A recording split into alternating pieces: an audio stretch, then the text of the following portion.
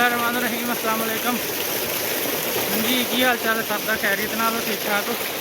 उम्मीद है तुम सब खैरियत ना हो, ठीक ठाक हो, खुश हो। मैं मोहम्मद अंसर से तुम देख रहे हो पेंडू ब्लॉग। तो शुरू करते हैं आप अज की वीडियो। तो जिन्हें जिन्हें चैनल सबसक्राइब नहीं किया जल्दी जल्दी अपना चैनल सबसक्राइब कर दो, तो बैल आइकन दबा लिया करो ताकि साड़ी हर नवी वीडियो तुहानू मिल सके।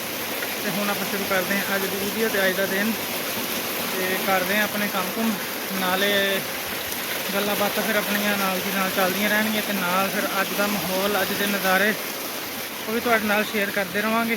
तो चलो जी मिलते हैं तुहानू अगे। तो हुण पहले कर लीए अपने काम कुम।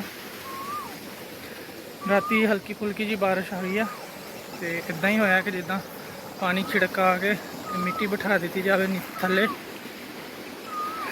इस करके हले सुबह सुबह ही अज हबस आ। तो हुण करते हैं आप काम, तो फिर देखते हैं गर्मी का की पता लगता। फातमा बड़ी हुई टूबल दे विच ते फात साहब बड़े हुए खाले दे विच। ओए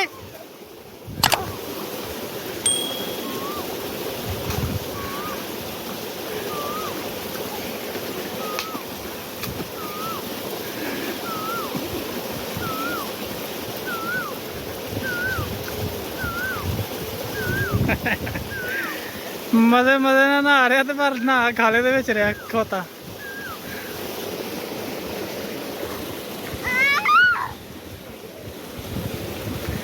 मैं कह रहा कि टूबल में चाह कहता नहीं उत्ते नहीं जाना। ओए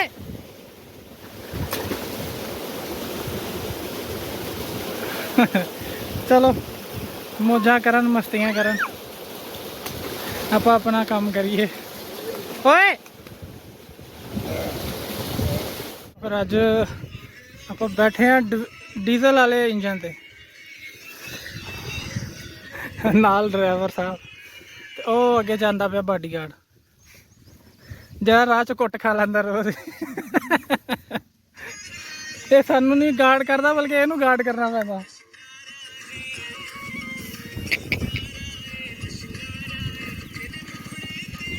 बारिश इन्नी क होई है कि बाद मिट्टी मुट्टी बैठ गई जी उड्डी जाती थी। चलो ठीक है, अगे पिछे तुसीं होना ही नहीं। गर्मियां है कि जिथे देखो चरी चरी होंगी। अपने मोटे मोटे तकरीबन सारे ही काम हो गए, तो सिर्फ लैके आनी है हम आप चरी। आखिरी काम है अपना। हवा शुक्र है कि चलन लग गई है, लेकिन यह है कि गर्मी बहुत ज़्यादा लगती है। पसीना कपड़े तुम देखोगे पता तो नहीं चल रहा, लेकिन कपड़े गिले हुए पे पसीने के नाल। शुक्र अल्लाह का कि हुण हवा चली है सुबह की, तो हुण सुकून आन लग गया। चलो चलते हैं तो अपना आखिरी काम ख़त्म करके आने हैं, तो फिर आके करांगे रेस्ट रूस्ट, के नाले पानी पूनी पीवांगे ठंडा, के नाले नहा धोवांगे। मिलते हैं पहुँच के अगे। चलो जी आने किसी होर चीज़। आ देखो पट्ठे सारे वड्डे गए आ, इतों पट्ठे वड्ड ले हुए आ। तो आ दो बूटे छड्डे हुए आ, इन्हां दे उत्ते हैगा छोटी जी एक चिड़ी दा सीगा घोंसला। आ देखो पट्ठे वड्डन की वजह तो ये ओपन हो गया, इस करके चिड़ी भी इन्हूं छड्ड गई है। तो लेकिन पट्ठे वालियां ने भी यह ख्याल किया कि शायद चिड़ी ये रहिंदी होवे, तो उन्होंने ना एक घोंसला जिहड़ा खाली छड्ड दिता, ताकि अगर चिड़ी ने रहना भी है तो दोबारा रह ले। विच छोटा जिहा दा अंडा भी हैगा, अगर तुहानूं नज़र आ रहा हो तो। देखो विच छोटा जिहा अंडा भी है, तो हो सकता चिड़िया विच बहंदी है कि नहीं बहंदी ये नहीं पता। हुण बिल्कुल छोटी जी होंदी है, अगर इत्थे किते नज़र आई तो फिर तुहानूं दिखावांगे। आ देखो फिलहाल एक ही अंडा, तो ये दो अंडे ही ज़्यादा दिंदी होंदी है, तो इनू इदां ही लुको दी है, नहीं तो कां कूं जिहड़े ना अंडा इन्हां दा पी जाते हैं, तोड़ के खा जाते हैं। चलो असीं दुआ करते हैं कि चिड़ी जिहड़ी अपने बच्चे बुच्चे कढ ले, कां वगैरह ये अंडे जिहड़े इन्हां तोड़न ना। हुण चलते हैं आप अपने काम करते हैं यार। देखो जी पनीरी जी तुहानू एक दो दफ़ा पहले भी दिखाई है, तो हुण माशाल्लाह एडी एडी हो गई है। जी तुहानू दस्सिया सीगा कि बासमती की पनीरी है। तो ये पूछा सीगा इन्हों कि किन्नी जगह वास्ते, तकरीबन कह रहा कि 6 तो 7 किले ये लग जाएंगे, यानी कि 6 तो 7 एकड़। तो ये हुण जो ਕੰਮ ਸ਼ੁਰੂ ਹੋਏਗਾ ਫੇਰ ਹੀ ਪਤਾ ਚੱਲੇਗਾ। ਤਕਰੀਬਨ ਇਸ ਮਹੀਨੇ ਦੇ ਐਂਡ 'ਚ ਝੋਨਿਆਂ ਦੀ ਲੱਗਣੇ ਦਾ ਟਾਈਮ ਸ਼ੁਰੂ ਹੋ ਜਾਣਾ, ਤੇ ਫਿਰ ਆਪਾਂ ਦੇਖਾਂਗੇ ਕਿ ਇਹ ਕਿੰਨੀ ਜਗ੍ਹਾ ਤੇ ਪੂਰੀ ਆਂਦੀ ਹੈ। ਫਿਲਹਾਲ ਇਹਨੂੰ ਪਾਣੀ ਲਾਇਆ ਹੋਇਆ ਵਾ, ਖਾਦ ਖੂਦ ਵੀ ਸ਼ਾਇਦ ਪਾਈ ਆ, ਤੇ ਆਸਤਾ ਆਸਤਾ ਵਧੀ ਜਾਂਦੀ ਹੈ, ਲੇਕਿਨ ਥੋੜੀ ਸਪੀਡ ਸਲੋ ਹੈ ਇਹਦੀ। ਤੇ ਇਹ ਜਿਹੜਾ ਤੁਹਾਨੂੰ ਪੀਲਾ ਪੀਲਾ ਹਲਕਾ ਰੰਗ ਦਾ ਨਜ਼ਰ ਆ ਰਿਹਾ, ਇਹ ਇਹਨੂੰ ਖਾਦ ਦੀ ਕਮੀ ਆ। ਇਹਨੂੰ ਖਾਦ ਪਾਈ ਜਾਊ ਤੇ ਇਹਨੇ ਠੀਕ ਹੋ ਜਾਣਾ। ਇਹਦਾ ਗਹਿਰਾ ਸਬਜ਼ ਰੰਗ ਹੋਏਗਾ ਤੇ ਫਿਰ ਸਮਝੋ ਕਿ ਪਨੀਰੀ ਸਿਹਤਮੰਦ ਹੈ। ਜਿੰਨੀ ਦੇਰ ਇਹ ਪੀਲਾ ਪੀਲਾ ਰੰਗ ਨਜ਼ਰ ਆ ਰਿਹਾ ਤੇ ਉਨੀ ਦੇਰ ਤੱਕ ਥੋੜੀ ਜਿਹੀ ਕਮਜ਼ੋਰ ਹੈ। ਉਹ ਬੂਟੇ ਫਿਰ ਜਲਦੀ ਤੁਰਦੇ ਨਹੀਂ ਜਿਹੜੇ ਪੀਲੇ ਹੁੰਦੇ। ਥੋੜੀ ਜਿਹੀ ਇਹ ਪਨੀਰੀ ਦੀ ਅਪਡੇਟ ਤੁਹਾਨੂੰ ਦੇ ਦਿੱਤੀ, ਤੇ ਹੁਣ ਚੱਲਦੇ ਹਾਂ ਅੱਗੇ। ਉਹ ਦੇਖੋ ਅਨਾਰ ਵੀ ਮਾਸ਼ਾਅੱਲਾ ਲਾਲ ਲਾਲ ਹੋਣੇ ਸ਼ੁਰੂ ਹੋ ਗਏ, ਪੱਕਣ ਲੱਗ ਗਏ। ਤੇ ਹੁਣ ਇਹਨਾਂ ਨੇ ਤੋੜ ਲੈਣੇ 1-2 ਦਿਨ ਦੇ ਵਿੱਚ। ਇਹ ਦੇਖੋ ਮਾਸ਼ਾਅੱਲਾ ਕਾਫੀ ਸਾਰੇ ਲੱਗੇ ਹੋਏ ਆ। ਲੋ ਫਿਰ ਆਪਾਂ ਅੱਜ ਇਹਦਾ ਸਫਾਇਆ ਕਰ ਦਿੱਤਾ, ਆਖਰੀ ਪੂਲਾ ਅੱਜ ਵੱਢ ਲਿਆ ਹੋਇਆ, ਤੇ ਧੁੱਪ ਨੇ ਸਿਰ ਘੁਮਾ ਦਿੱਤਾ, ਚੱਕਰ ਜਿਹੇ ਆਉਣ ਲੱਗ ਗਏ, ਸਾਹ ਚੜ ਗਿਆ।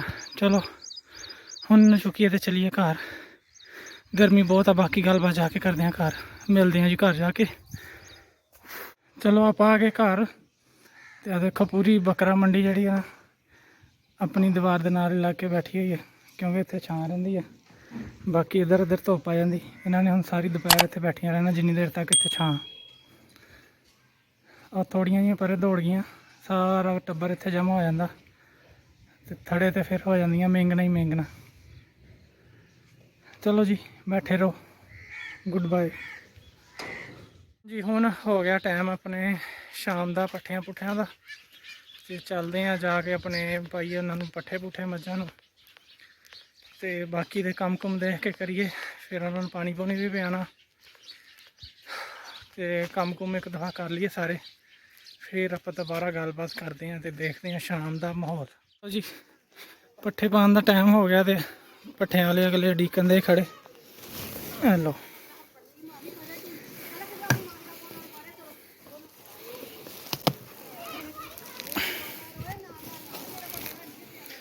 ਚਲੋ ਇਹਨਾਂ ਨੂੰ ਪਾ ਦਈਏ ਪੱਠੇ। ਲਓ